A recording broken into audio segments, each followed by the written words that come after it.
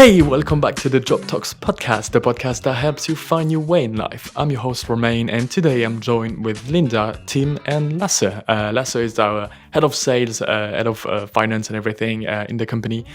Tim is one of our international recruiters, and Linda, well, you already know about her. She's our CMO and international recruiter as well. There is a lot that we are going to talk about today. We are going to talk about all the interview process that you have during a job search. So basically, there is a lot to cover. We are going to talk about everything to prepare for a job interview, everything that you need to wear, to be aware of, questions to ask, things not to do as well in the interviews. So there is a lot that we are going to unpack there. Hope you guys will enjoy this one. If you do, please leave us a review on Apple Podcast. Please follow us on Spotify, and also if you're watching on YouTube, please leave us a comment because we'd love to hear from you guys, your tips that you found along the way, or even if you have like crazy experiences that you had during job interviews. We love to hear from you guys. So yeah, have fun and enjoy this one.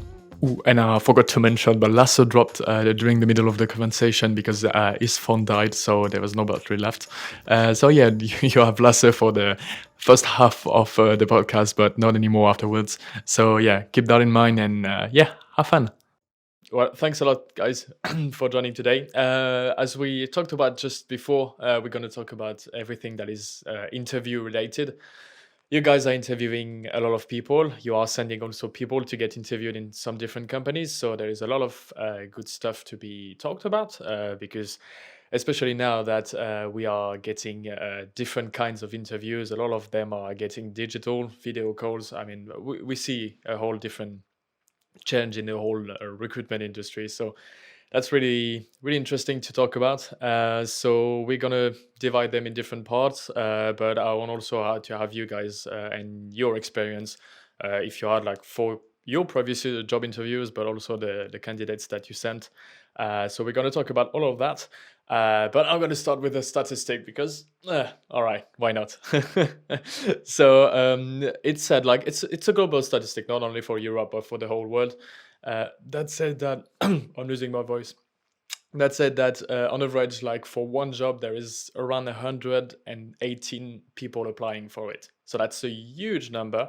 But that's applying before screening and before looking at CVs. So that's the everyone that is actually looking to get that job and sending an application for it. So we talked about it last week for people that didn't or already listen or watch the previous podcast, but we talked about it for the CV part and how to send good CVs, good resumes, and send something that actually will get you hired. So if you didn't watch or didn't listen, you can find it out on Spotify or YouTube. And so from this whole spectrum of people applying, there is usually only 10% that will get the job interview. I mean, like the video call or the face-to-face interview that we had pre-COVID. So that's quite a lot of interesting stats to know because, of course, when you're applying for a job that you're not applying alone, there is a lot of people that also wants the job. So we talked about last week about how to differentiate yourself and how to stand out a bit more. But I wanted to start off with you guys, your experiences and how you felt like your previous job interviews, like if you did any job interviews yourself. um, what was your feeling when you came in the job interview? Because I know, like for myself, when I do job interviews, obviously I'm always nervous because you tend to be nervous because you are working to get interviewed. So you always have all of those feelings. But there is also this one thing that is triggering me all the time, which is that I am always afraid to forget to tell something, to the recruiters. Always this feeling that I'm not gonna say the things that I wanted to say, and just go out of the interview and say, ah, crap, I forgot to do it. I forgot to tell it. I forgot to tell that. What was you guys like? What's one feeling that you guys had like when you passed some interviews in the past? Like Linda, if you want to start with that. Yeah. Um, I actually I actually have a thing where when I go into an interview, I don't overstudy it, but I tend to be very like polite and very like right and always, say the right things and because my nervous nervousness sits like I'm just like then I'm sitting like my old ballet straight up, and I have actually had the privilege of filming sometimes when I either been on stage or I have been doing interviews, and I tend to become this like machine. And if as soon as they ask me a private question, I'm like answering very polite. So for me, actually, I'm trying to practice turning my put away this nervous machine. I want to be correct and be more human, if I can say so, like be more myself, because I think I'm quite an okay person as I am. I don't have to change and become this like machine and this like, oh, I want to answer everything completely correct. So actually for me it's about being more natural in it and not become that like super nervous. I want to do everything super perfect, because I know nobody's looking for that in the end of the day. They're looking for somebody who fits their team, and no robot will ever fit a team. So I'm not sure if that made sense. No, that makes sense. Like I say, it's a bit of the same that I said about like you're getting obviously nervous because that's an interview, and so like you always have this feeling that you need to behave the right way. But what is the right way? Why do you like put yourself in some boundaries and say like, yeah, I should behave like that, should do that, and yeah, that's very true. Like trying to be more relaxed in the interview is quite hard. What about you, Lasse? Like, did you get like any interviews, or even like made people in some interviews, and the feeling that you can get from it? Yeah, I'm still waiting the feedback for the last interview I had with you, Roman, if you're going to hire me or not. But no, except from that one, I would say, like, when I come out from an interview, it's rarely that I feel, okay, I totally nail it. I got this job. There's always something that you can improve. And it's also okay, because in the end of the day, we all knew that we're not perfect. And it's also like rarely that you come to a company and you know everything. You know the setup, you know how they run things, you know the culture, you know what a coffee machine is. So it's okay to be imperfect, like with what you do and also in the interview. As Linda said, the biggest mistake is probably when I try to be something I'm not. Okay, trying to either oversell myself or undersell myself. I've been into interviews where, okay, I didn't really sell myself enough and maybe didn't let them see, okay, what were actually my capabilities according to be able to perform what I should do. It's also a little bit on the recruiter. Are they good at asking open questions where they actually let the future employee or future colleague tell more about themselves? Or are they quite close with the question and just want some specific answers? Then you rarely maybe get the full overview of what the candidate is able to do, like in that position. Maybe they all actually have some qualifications that would put them into other part of the teams. So yeah, Yeah, I don't know. Does it make sense, Roman? yeah, Will it makes this get sense. me the job at you next time? Or? I'm gonna think about it. I need to think about the process. I'm gonna call you back if you get a job or not. uh, what about you, Tim? Like, did you get like any feeling about like when you're in an interview position? Oh, I think you're muted. Yeah, that's gonna be Yeah, better. yeah. All right. In the interviews where I was really, really prepared, I always had a better feeling about it afterwards than the ones I was less prepared or knew less about the job. And in my experience, luckily, I've only been there was only one job interview that I didn't get hired in. All the others have been successful. Pretty And good that job, percentage. yeah, exactly. And in that job interview, it was for a casino, and I didn't know there would be a job interview. It was a surprise interview for everyone. It was a information meeting that we were having, and on the spot, you got an interview. And yeah, I was too nervous. They bombarded me with lots of questions and mathematics that I needed to do on the spot. And yeah, after that interview, I had a horrible feeling like, yeah, no chance I'll get hired there. So, in my opinion, it's very important to be prepared and to know as much as you can about the company you're applying for. Yeah, very good segue on what I wanted to talk about. We also always talk about how much time we need to prepare for an interview. There is some rule of thumbs that said like you need to prepare as long as the interview is going to last. So if your interview is going to last 1 hour, you need to at least prepare for an hour. But I don't think that's a rule of thumb. I'm going to speak English now to follow. How do you guys and how much time do you guys think you need to prepare correctly for an interview? Doing all the research you need to do, doing like research from for the company, on the recruiters themselves and everything. How much time do you think that a candidate needs to spend to be correctly prepared for his interview? Is that question for me? Sorry. Oh, you can be to anyone. If you want to start, Tim, go ahead.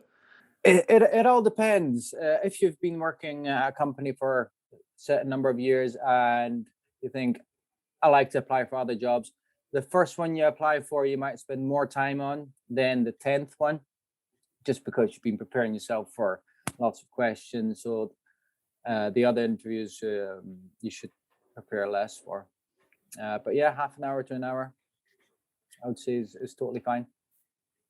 I'll say the same as Tim. Like if you're new in the interview part, and I don't actually. One time I applied for a job and I had actually no intention of taking it, but the company was super interesting, and I was so interested in seeing if I could even manage to get to that stage where I would be invited for an interview. So I applied and I got to the interview, and I was, even though not that I didn't have an intention of taking the job, I think I didn't believe that I could get the job. So already there, I just kind of said, okay, let me try the best I can here. And I think I did okay. I didn't get the job, but I was already prepared for that. But just trying to do the interview and practice that stage is super healthy, I think. You'll always be asked different questions depending on what kind of job position it is, but there are some main things that the HR department or the people hiring you will always ask for, like how good are you under pressure, what is your strength and weaknesses, who are you as a person, can you give me an example of this situation with a customer or with a client or whatnot. There are some things that are really basic, and obviously, as Tim said, if you have prepared for 10 interviews, you know those answers on yourself.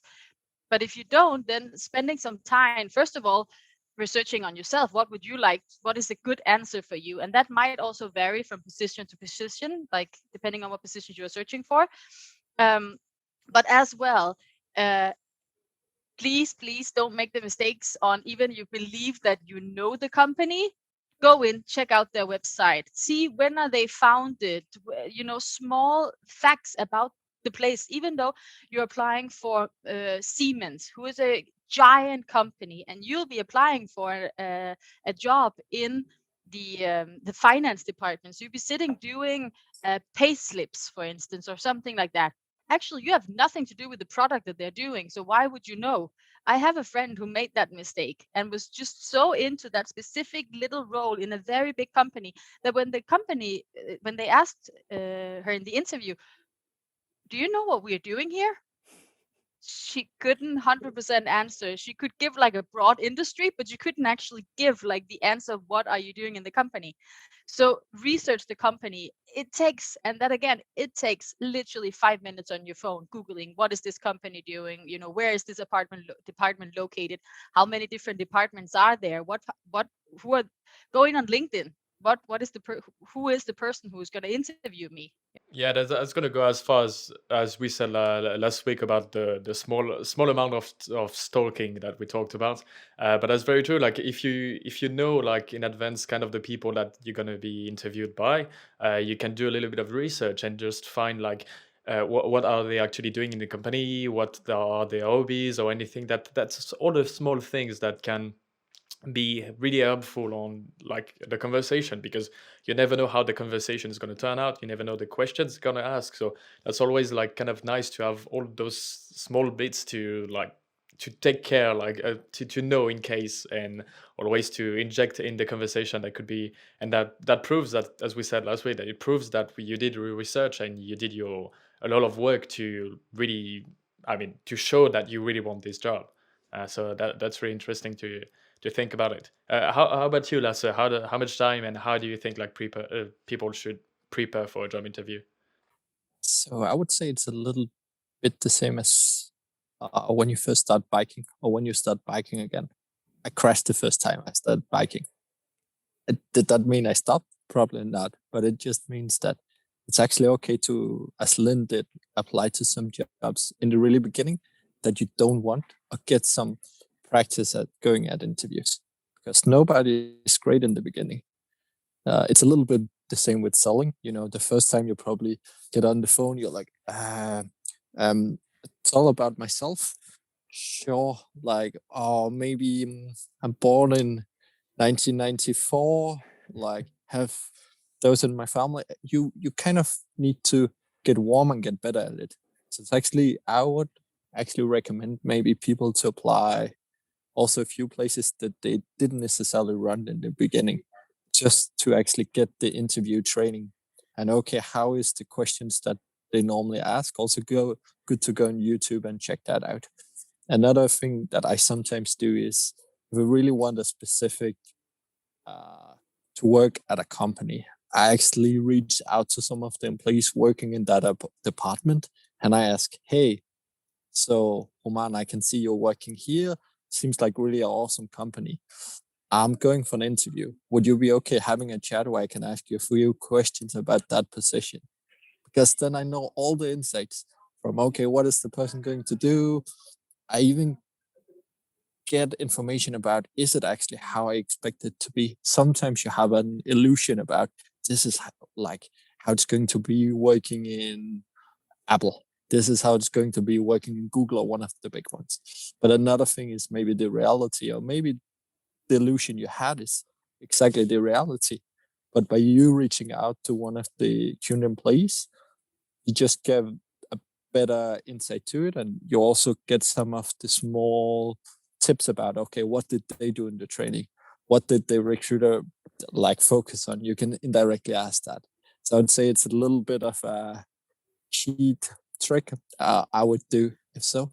But of course, it's not like you have time for that for every interview. But if you really want the job, a really good way is to actually reach out to one of the employees, current ones. Yeah, that's a really good tip, because that's also really good for all the questions that can be asked in the interview, as you said, because there is also always questions that will pop up that you were not necessarily ready for, you didn't really expect it.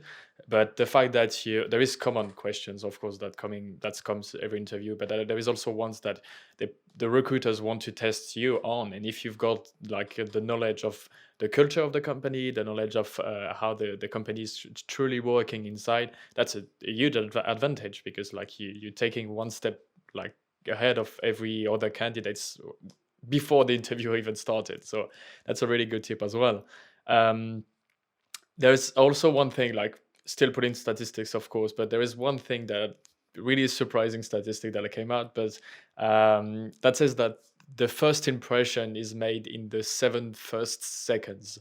So basically, like, there is like this saying that you can't do a second first impression. Like, once you've done your first impression, like it's done. Like, people, obviously we are humans, so we kind of judge quite quickly people even before they start talking. So that's true that there is always this like first seconds where you give your first impression. And as like now, there is a lot more virtual conversations. Like, you don't have this feeling of entering in a room, like shaking hands and meeting, greeting people directly face to face. How do you think people can make a good impression starting like being recruited online? Because they are being recruiting through like what we are doing, a Zoom call, a Skype call, or anything. And that's really more complicated, because the first impression can be just your computer lagging and you being in 4 pixels, and it's just not working as fine as you expected. So how do you think like the candidates should really prepare to give the best first impression? I would Um, say oh. sorry, go ahead, Tim.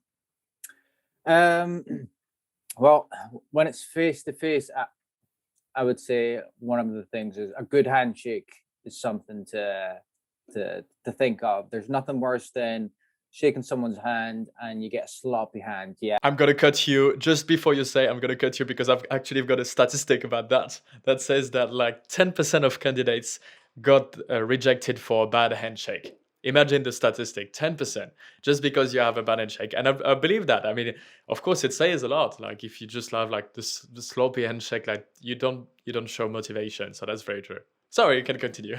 No worries. But in the current climate, well, I'm doing job interviews over Zoom or Skype. I think having a positive outlook on everything and trying to can't really have eye contact because your camera might be on your screen higher or lower, so it's not really eye contact that you're having, but try and look at the camera more than the screen, like I'm doing now, even though this is where I'm looking at it. See you guys, and try spin everything in positive light. So it's very easy to go down a negative spiral about things like the weather. If it's been raining all week and that comes into sort of a conversation, instead of saying, oh yeah, it's terrible weather, say there's no such thing as terrible weather, only bad choice of clothing. So like have that positivity, that definitely translates even if you're not speaking.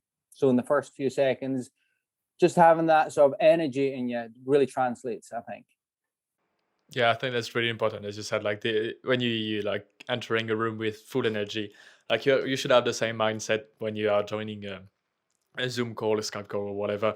Just like entering with the same amount of positivity and energy will translate. Like we talked about it, Linda, as well.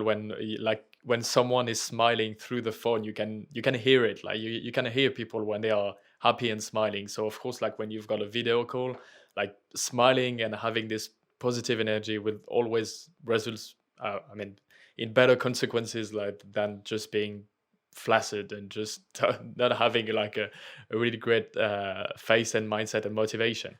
How about you, Linda? How do you think like people should like give this first impression?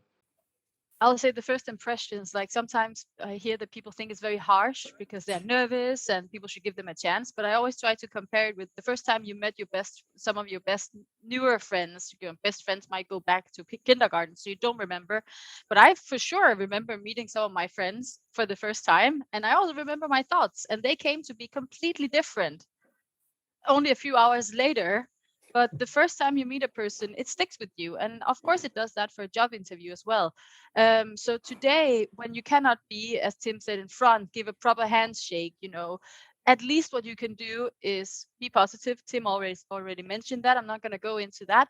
But what you can do is make sure that you look nice, you have a calm background, because if you have a background where there is your mom is going back and forth cooking, or your kids are playing in the background, there's so much else going on. So see if you can face to you through a wall or through a door or something that is calm. That's something that is they can't get annoyed by that. And then check that your internet is working before, because just as well as a bad handshake can give the impression within a second, if the first thing they experience is, internet is not working, no, my microphone is not working, see if you can do a Skype or a Zoom call with a friend just 10 minutes before. Be prepared in that sense of setting it up, because again, it's something that calms the people and give an impression that you got your, excuse my language, shit together. And obviously we can all be victims of bad internet connection or technical problems, and that happens to the HR as well. But what you can do is, as much as possible, try to plan it, try to do that test call before, make sure your headset is charged so it doesn't pop out. All these things, that gives a really good first impression. Yeah, that's true. Like there's no such thing as like too much like checking and preparation on that part of the interview, because as you said, like at least put all your chances on your side, all the chances on your side. I can't speak today. Chances on your side. All right, you get the point.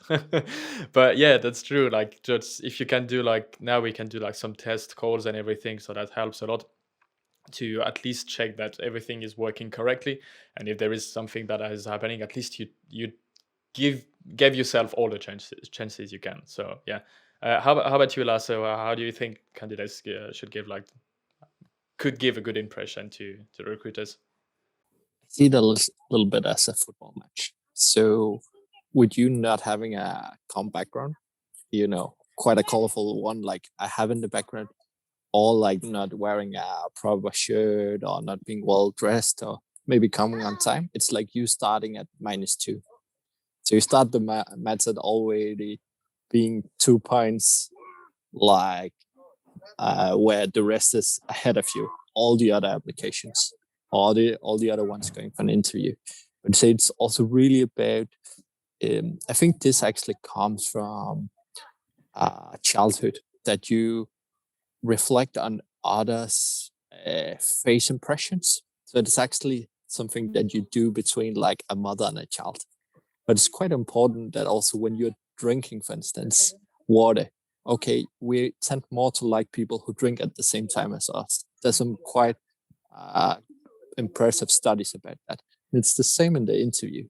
So you can do some smart interview techniques about where you actually reflect a lot of these face impressions to be able to make a better impression. Okay, do we both laugh? Do I make you laugh in the beginning? Okay, smile as well. You're smiling as well.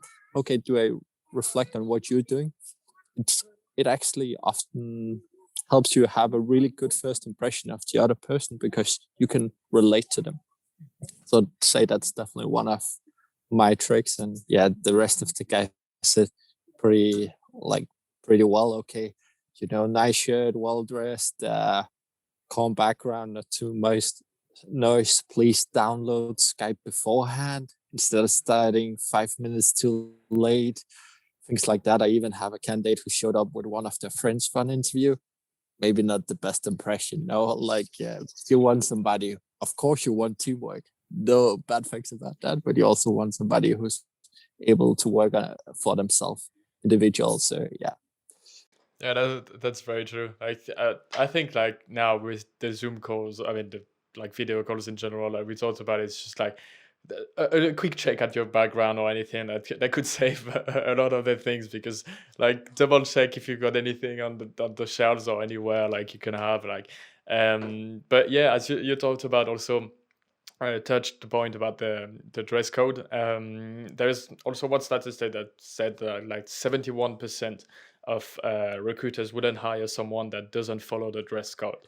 So when we talk about dress code, we don't talk about everyone that should wear suits and shirts and everything. It's just the dress code of the company. Like we also talked about the personalization last week, about how you should like dress up and show up as show the impression that you are willing to be an employee of this company. So show the dress code, the behavior, and everything that comes with the brand that you want to be hired for. But yeah, that's very true for the fact that we tend to have like this whole dress up habit when you are going to an interview. That's very true. How do you guys think that now with like having the video calls and everything? Of course, we all know that we're all wearing like nice dressing up to the bottom, and then afterwards, like everything down is just like shorts, flippers, or underwear. Yeah. Lasse, you're outside. I really hope you're not wearing underwear right now. Yeah, I won't show that. Like, I think, to be honest, it's not much of a difference from when you interview in real life. For interviews in general, what I tend to advise people, whether it's in real life or it's over Skype, for ladies, drop all the crazy makeup, simple makeup, maybe a light in your face so you look nice, but no filters and no crazy makeup. Actually, preferably have the ponytail back. I think we spoke about that in another episode as well. But people tend to like sporty girls, and you look more sporty when your hair is in a ponytail. Also, for an interview here, my hair is actually annoying right now. I should like that. Because somebody who sits like this or corrects their hair all the time, it's something that takes the focus away from what I'm saying. If you're Justin Bieber and you have your hair down here and I can't see your eyes and you're sitting like this all the time, that's something that takes the focus away. And what you want to do in an interview, you want to make sure that the person likes you. If I'm wearing a bright red t-shirt and this person doesn't like red, I'm sorry, but I'm off to a bad start. It's as simple as that. Sometimes we have to think about that we're working with humans, not robots. So what I tell people is like, always cover your shoulder. If it's warm, you can wear a t-shirt, but preferably one that has like a line neck around here. Cut down on the makeup, cut down on the large earrings and the bling bling and the long nails. Be as clean, as simple as you can and show your face. Because in the end of the day, I want to see your smile. I want to see your eyes. I don't want to see what kind of, unless you're going to be a makeup artist or something. I don't care about all the other things here. I just don't wear sunglasses. Don't wear something that covers. I want to see your face, this part. All the rest is just noise. And for the interview, try to limit the noise. Then when you get the job and you show up on the first day, you can wear the high hat and the big bling bling and all the makeup and long nails and dress as you want. But for the interview, try to limit the noise. Take that away. Yeah, that's very true. That's a very very good advice. Tim, do you have like things to add on the dress code part? Yeah. Wear clothes you feel good in, and that you really like. Because when you look good, you feel good, and you'll do good. Like Linda said, yeah, don't go over the top in colors, or yeah, I don't think I have much to add there. Yeah, that's very true. But no, you talked about the fact that you should be comfortable in your clothes, but that's very true. I mean, like it also like gives you less of a stress. Like I mean, it just removed that from the equation. Like you're just not thinking about like being straight or having like everything that is tidy. Like if you feel good in the clothes in general, like you wouldn't think about it. Like you're not gonna think about anything about your clothes in general. You're just gonna concentrate on the interview. So that's one thing less to kind of think about. And we talked about like having like confidence also when you're wearing anything and when you're actually talking with the recruiters. And another statistic as well, because I'm still me, that says that 39% of recruiters rejected people due to a lack of confidence. And that shows a lot, because we thought, I mean, you've seen also, you're recruiting people, so you see when someone like is confident in their own skills and they know what they are doing and they know actually what they can do for the company. So how do you think people should draw the line on being like overconfident or underconfident? How do you think that they should present their skills in interviews? Because they're going to show their skills, I mean, some of them, a few of them, on their CV or their resume and when they are exchanging, but they also need to present to the recruiters face to face or video call how they can actually give something to the company, because at the end of the day, that's why they are recruited for. So how do you guys think that people should talk about their experiences and skills during the interview? I think it all depends on the person's personality in general as well. If you're a really confident person, sometimes you need to tone that down in your interview to not come across too cocky. Same as when you're not, well, when you're confident, but you're quite laid back and chill. Sometimes you need to be a bit more sharp to come across in the proper way, because they're looking for a specific type of person a lot of the times that will fit into the team, fit into the company. So yeah, depending on your personality, I either need to dim it down or turn it up a notch. That's very true. Sometimes I'm gonna build on that a little bit. Sometimes you need to look at like, explain yourself in achievements. Like, I achieved this. It's a fact. I did this. Just before they ask you, even before you go into the interview, try and look at your achievements. Like, are you trying to to oversell yourself, because overselling, that's not what you have to do. You have to answer to your achievements and what you think and believe that you're capable of. And when you're nervous, sometimes, as Tim said, like, you can get over cocky and maybe, want to show a lot. Try and feel the flow of the conversation. If you're sitting in front of I would like to call, I think in Danish we call them small mouses. Like, if you're sitting in front of an HR lady who's very like calm and very to the point and stuff, don't come at it like like read the room. You know what I mean? Like, sometimes when you're interviewing for a sales position, you will sit in front of somebody who's like, yeah, let's go, woo woo woo. Okay, but then read that room and then go with the flow there. Lasse touched upon it also earlier, the whole copying technique. Feel the room, and the brain is simply installed. I like what I can recognize, which means that if you're wearing black, I'm wearing black. You move your hands a lot, I move my hands a lot. Chances are that my brain is automatically going to like you because we look alike. It's as simple as that. One thing I would say, the trick is, um, the nervousness in your body sits in the two biggest muscles, and your two biggest muscles are your legs and your butt. Okay, and that it's a fact. Your nervousness like tend to go and cramp up there. So it's proven that if you do squats before you go into an interview or go on stage and perform, if you actually do squats and move those muscles, some of the nervousness will go out of your body. It is literally crammed up in the biggest muscles. So that's a little tip. That's an incredible tip. That's a tip that I like that. I really like that. So you need to work your butt before you're going in an interview. That's both metaphorical and like. Yeah, I'm not sure in these Me Too days we should put it like that, but Can you cut it out? Oh, all right, I'm gonna edit and just say like do squats, but try to do it appropriately. No, I don't know how I can cut that properly. no, Yeah.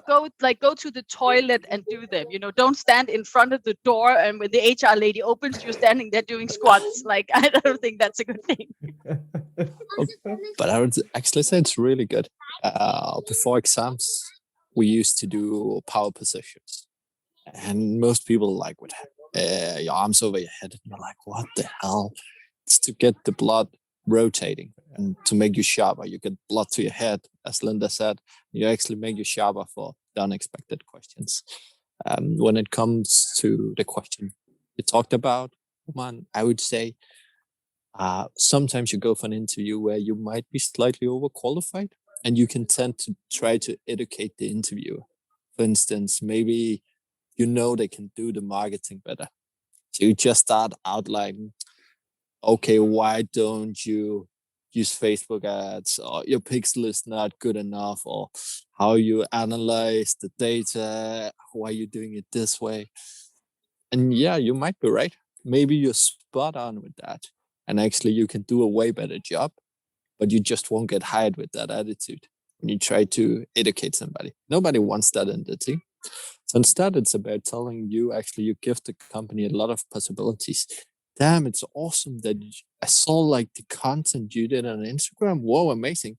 What about, have you thought of going that way with like your Facebook ads, with like doing retargeting on what you already did with Instagram, kind of adding on to the nice things that they have going on and showing your potential that way, and just saying, oh, yeah, it's shit what you guys are doing. So try not to be the like over education or like it everything, because that also shows you're not really a good team player. Then it's just a one-man band, you playing all the positions on the field. Instead, try to see if you play ball together. Okay, how can you actually help them become better, and maybe they have some sharp ideas to you as well. That's why you make the really good things come true in a new company. So Yeah, that's very true. Like you're bringing ideas, bringing guidelines, rules. Yeah, I mean, you're here to like give what you learned, what you have like as ideas, but like at the end of the day, there is some rules and already things established in the company. So you just need to add upon that and not be as you said, like you can't be a professor to the interviewer, you can't be the teacher there. You just need to comply and just say, as you said, that there is some good things, and you have actually ideas on how to improve it, and then and like show what you can like give to the company. That's a good segue as well to another part, which is like a lot of the time in interviews, the interviewer is going to ask, "Do you have any questions for us? Do you have anything to ask us or to think to say to us?" And that's always a little bit tricky. As we said, like we need to prepare a lot for that. What do you guys think the candidates should say at this moment, at this precise moment? Um, I would say you have to remember that's something that also helps you if you're really nervous going into the interview. It's not just them interviewing you, you know, it's also you interviewing if you would like to work in the company, not as in you should go in and be the interviewer there, but you shouldn't go in with the mindset of you being the underdog. Never, because they're hiring you because they're interviewing you because they might want you as a part of their team, but you're also there to ask a few questions if you actually want to be a part of their team. So I will say things like, depending on what kind of role situation we got going on. If it's your first job working behind the counter in a local bakery shop, you know, but if you're a bit higher up, let's say that you're on a team lead position, you are management, you are assistant position, as soon as you have a bit of experience in your back, then coming in and asking a question like, why is this position open? You know, if it's a larger company and they're searching for one or two people to join this team in the specific roles, there might be many reasons. That could be that they're changing the position every 2 months because they simply can't hold on to people, but they can also be that a person is on maternity leave. It can also be that a person worked there for the last 25 years and just retiring. There can be a lot of reasons, but asking that question is not completely off. So I will say that asking the interviewer what they like best about the company, because the interviewer HR department is going to be one of your colleagues, so actually showing an interest in what they think about the company is also a good idea. What is the best thing about the company? And if the interviewer says the food and the canteen or the vending machines, there might be a red flag for you, you know, if that's the best thing they can come up with. But asking a few questions like that is really good. And then one question that I think will help, and we spoke earlier with Lasse about this before the interview started, about putting this imagination, this picture in people's head. So asking your interviewer, so imagine that I've been working in this position for a year. What would I have needed to achieve or needed to do in order to be successful in my role? Because asking this question, as asking the interviewer to imagine you already doing the job, is also putting you in top of the pile if you do an otherwise pretty good interview. But there might be more people who do a pretty good interview. But the fact that they already imagined you doing the job puts you top of mind when they're sitting talking about potential hires. Yeah, that's really good points. How about you, Tim? Like, what do you think? Like, the candidates should say or ask to their recruiters at the end of the interviews? That's a good question. Well, first of all, the genuine questions they really have and really want to know, ask those questions. But my question for you guys is, what is like the wrong question to ask? When I speak to candidates and I ask them this question, a lot of them say, "Well, when do I start?" Is that a good question? What do you guys think? What things should you not ask at the end of your interview? That's a good one. I'll say if you have a recruiter that already should have been informing you about starting date and salary and all the basic stuff, then you probably shouldn't ask about it, because otherwise it tells that your recruiter didn't do the job or that you didn't listen. Um, so that, but I mean, in general, it's all right. You can ask in a different way. You can be like, so I understood that the starting date is here. How come? Will I be starting with other people? Because then you're kind of opening it up. So I guess it's a little bit on how I think one of the wrong questions in an interview, if you are in an entry level position, is so I understood that the salary is this, but would there be any chance I can get a higher salary?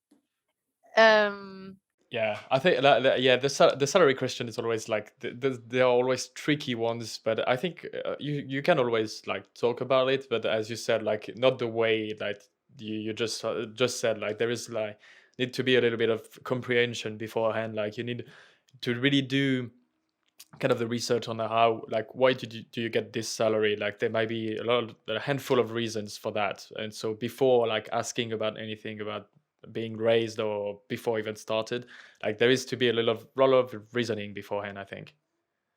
I'll also say, before you raise a question like salaries and stuff, I would definitely look into what is the salary that other similar jobs provide, and or what are the training period that other people get for this position. So one of the last questions I would say is, like, you should ask, that will definitely not be wrong to ask, is what kind of training can I look forward to? Because again, this can also be a bit of an alarm for you, alarm clock, red flag for you, if they say, oh, we don't really have training, like we have, like, the first day you'll be introduced to the job, you know.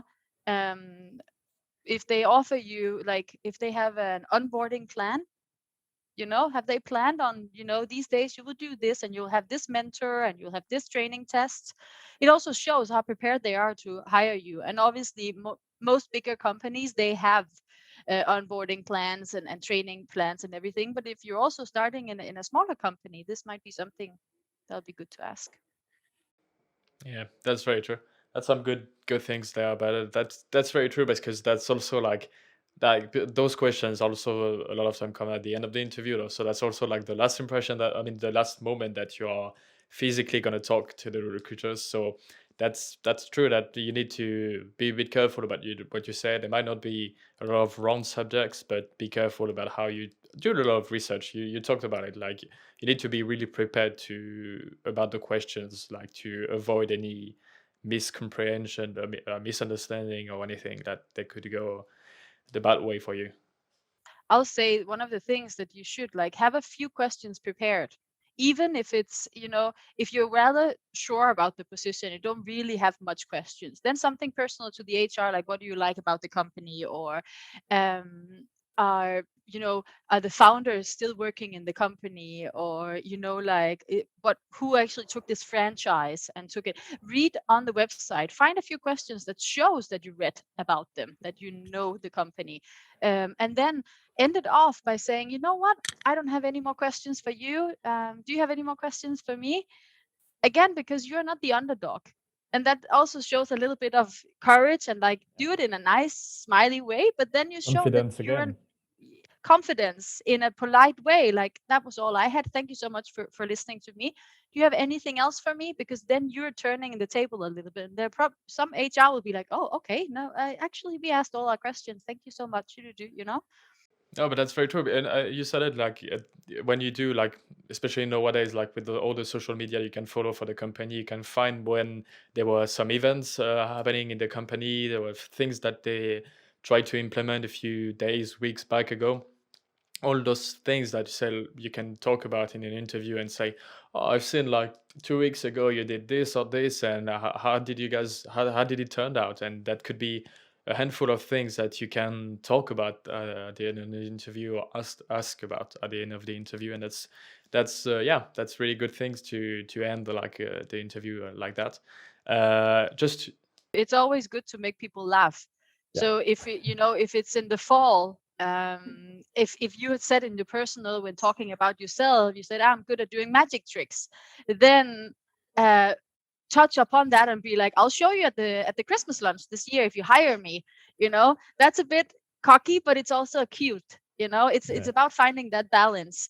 The same when they ask about your weakness. Well, my weakness is pizza, or chocolate. Make them laugh and then go to the serious. Don't say any alcoholic drinks, and don't say any drugs, because people might tend to not see that as a joke. So that's just a little tip. No, but as you said, like about like the whole humor side of the interview. That's very true. Like you can answer like the question with a little bit of humor, as long as then afterwards you develop a bit like the point, or you develop just go on another route to explain a little bit more what is actually the answer. But that's always good to better make like recruiters laugh than cry. I mean, that's always way better. Just to wrap things up a bit, do you guys like have any like cool stories or like super weird or interesting interviews that happened to you or candidates? Things that could have gone not as expected, or questions that could have popped up that you never saw coming, because there's a handful of them. But like uh, for interview questions, I know that I never had that personally, but like there was like some of them. One of my friends that was asking in an interview, like, what type of animal would you be? Like, still quite a kind of normal question, kind of. I mean, like you could understand why and everything. But the thing is that when he I don't know why he answered tiger or something, but developed a bit.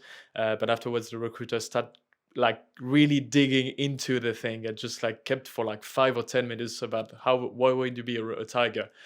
And it's really confusing for someone to be talking about themselves as an animal for as long as 5 or 10 minutes. So how do you get like, do you guys like have any like weird interview moments like that? No. Oh yes, I have like people. But I experienced this a few times, and this might also be what not to do for some people. So the question is, what is your biggest achievement in your life? And here people tend to obviously mean your personal career, but because they say life, no, what is your biggest struggle you come across? This can be both in your life, private or life, or your academic or your work life. And I lost my mom as being relatively young. This is something that freaked people out when I mention, and I tend to be very open and frank about it. But I mentioned that as one of the biggest struggles in my private life, because that's honest. That's how it was. But after that, I think there was a break about like 3 to 5 minutes, where nobody really said much, and everything was a bit awkward. And people started pitying me a little bit, and that was not what I was going for. I was frankly just answering. But I will say, maybe practice one of those questions as well. What is your biggest achievements in your life, or what is your biggest struggle in life? And see if you can come up with a balance, because bringing up life and death right here is I would say is a no-go, because you never know how people will react to it because of their own private Yeah, experiences. that's very true. Depending on the private So experience and so culture, again, yeah. Tim, I think Tim mentioned it earlier about not being so honest. I think that was actually You need to find the right balance. yeah. What about you, Tim? Like, did you have like any weird interview moments, or like candidates of yours that had like weird questions or interview like that could have happened? Let me think. I remember on a job interview that I had once, I got very unique questions that I did not prepare for. For example, this one was for a magic shop I was applying for. And I got questions like, okay, you're working on it's Tuesday morning, and bang, there's this massive explosion outside. There's customers in the store. A bomb went off. What do you do? And I don't know if there's the perfect answer for that, but I think what the employer wants is, can you think on your feet? Will you choke on questions that you don't know? But that's true. That's kind of What did you you've got a answer? you've got a really hardcore question there. I can't remember. I can't remember what my answer was. I think I said, let me think for a minute, and then I gave an answer of I would try and stay calm. I would look outside through the window. I would try and see if all the customers are all right, get them outside the shop, lock the door, and then try and help the people that are outside that are injured. Some kind of answer like that. But yeah, I think the employers are looking for can you come up with an answer on the spot, one that you haven't prepared for? That's very true. As you said, like it's more like at this point, like the recruiter is not like looking really for like the correct answer, because they don't really looking for the one answer that could like solve the problem, but more how you gonna react on the spot and how quickly can you react to this kind of questions and see if you're like really troubled by the question. And like, yeah, the worst part would be not to answer the question or to take like 5 minutes to actually come up with an answer. I don't think I that think is like, I don't know is the worst answer. I don't yeah. know. Like, Yeah. I would think our candidates will be put through that quite often. It will be like, how do you handle a difficult customer over the phone, one who wants to quit and not be our client anymore? Okay. Well, they know that in the interview you haven't had the training, you haven't been introduced to all the tools and everything you can use, but they just want to see if you have a natural reaction to it. Well, I would first ask, what is the problem? A little bit like technical troubleshooting, but with a person, and calm them down and everything. So try that. They will also sometimes do a role play for you, and they will ask you tricky questions. That is not because they're looking, as Tim said, for the exact answer. They're just looking for you to think. What is always good in answers that you give, if you can give examples of that exact or similar situation in a previous job or a previous time in your life, then it's real life examples. That's very important, I think, as well, while answering the questions. Yeah, that helps a lot. Like it gives credit to what you did. Like same as the experience that we talked about. Like if you talk about a previous job that you had, like, and you explain like, yeah, I was working, I don't know, behind the counter for like this shop or anything. Like if you've got like concrete like struggles or like really unique situations or anything that you managed to handle successfully, that's all good examples to like put like concrete situations like to the experience, because like anyone could be behind the counter doing the job you did, but not anyone could have like reacted the way you did. So that's like good things to like implement those examples to like enhance a bit like your profile more than anyone else, I think. Yeah. Another question I've had, a unique question, was, all right, you're in a building and suddenly you realize it's on fire, but you need to go to the third floor to go to the emergency exit to go outside of the building. How do you get up the stairs, and how many steps at a time do you take? And luckily, I've heard that question before, and the right answer is 2 steps, because 1 step at a time is too slow. 3 steps at a time is too dangerous because you can trip. So the perfect answer is 2 steps. That's you had like some serious questions. Like, like if anyone wants to have like prepared questions, like weird questions for the interview, just have to contact him. Yeah, seems like you had like the weirdest ones. I'm sitting thinking my interviews have been super boring. Like standard. Like I Like, you need to step up go the to some new game. interviews. Yeah. Gonna start interview candidates to like trick them with really weird questions. Yes. Gotta freak them out. What animal are you? No, the right answer was elephant. I'm gonna say platypus. Do you guys think it's weird that those questions are asked? Like, what animal, if you were an animal, what would you be? Well, I don't know, but like it depends. I think it really depends maybe on the countries. Or I mean, I know like for a fight, for example, like as my part, like in France, when we started like in like college and everything, like high school and everything, we started to build quickly those CVs. But that was just some sort of introduction. But they always kind of prepared to answer the questions like, if you were an animal, which animal would you be? Like if you were an object, which other object would you be? Like if you were like an adjective, which one would you be?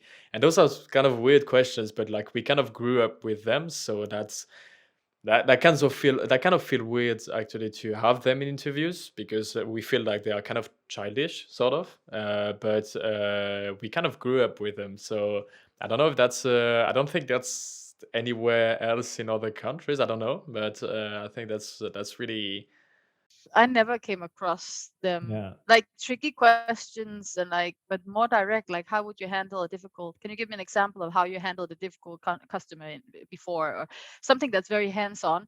But I never experienced like any of those. And I don't know. Maybe it's also, I don't know. It could also be because of creative roles. If you're interviewed for a creative role, it might be looking like basically tapping your brain for how fast can you answer and how creative can you be. Are you always just going to say cat or dog, or could you actually come up with some more exotic animal, on the spot? I don't know. It might be also linked to what kind of, and again here I'm thinking I'm interviewing for boring jobs because of like I have never been asked these kind of questions. No, but You need it's to very explore true. more. I'll job squad. I might not be here next week. I'll start applying for the jobs just to get to funny interviews. All right, we're gonna write an article about like the top 50 like weirdest questions asked in interviews. Tim is gonna contribute like for 45 of them. Tim is gonna be that whole article. Definitely. That's all of good information. Did you guys like have any other information? Sorry to give like candidates for the interview, or did you like to a little? Did we speak about everything that is an interview? I think we covered quite a lot actually, but I think we covered quite a lot. Yeah, I think so as well. Well, in any case, that was super No, fun to. one thing Oh, we haven't mentioned is read the job description. Oh, heck yeah. Read it, and because in the job description 9 out of 10 times there will be the words that they're looking for. You have to be loyal, you have to attend to details, you have to, and all these words you can pick up and kind of build the presentation of yourself, because some of these are very genetic, like and many people could probably fit that profile, but they're looking for the person who can actually describe why they are very attentive to detail or very loyal or whatnot. So read the job description. Yeah, that's the good thing. Like that way, like you can build arguments, and as we talked about as well, just implement examples, and that way, like you are building like a strong argument to back up why you're gonna be like the good candidate for the company. Yeah, that was a good one. Thanks a lot, guys. That was super I fun. want to add one more thing for the Okay, people you go listening ahead, to for this sure. podcast. If you guys are looking for a job abroad, email your CV. Send it to tc@jobsquad.com. Self-promotion. Love it. Love it. Or if you just need to speak about interviews, you're super nervous, you want to know more CVs, interviews, you can speak to Tim. He has quite a lot of experience. He's got the good experience, like. Of course. Yeah, we're gonna link everyone's like profile and email below. And yeah, thanks a lot, guys. That was super fun. Have a good evening. Bye. Thank Guys, you. see you later. Bye. Job Squad, we'll find a place for you.